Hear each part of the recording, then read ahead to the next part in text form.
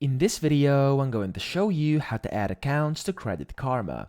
So over here is a detailed tutorial on how to do it. Now, once you've set up your first account inside Networth, inside Credit Karma, you can then add additional accounts at any time, and it's quite simple. So first, you just have to sign in to Credit Karma over here, which is on their official website. You want to go over here and just press login.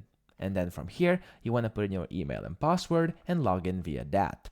Now, once you've done that, you want to then tap Accounts on the Tap Navigation bar, and from there, you want to tap Link More next to Assets or Debts underneath your net worth.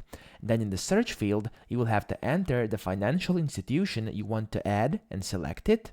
And then you will have to tap Open Account Site to securely sign into your bank or credit card account. Now from here, you will have to enter your username, password, and any additional other required information. And then, of course, you'll have to use the same username and password you used to sign into your financial institution's website, okay? Because otherwise, of course, it's not going to work.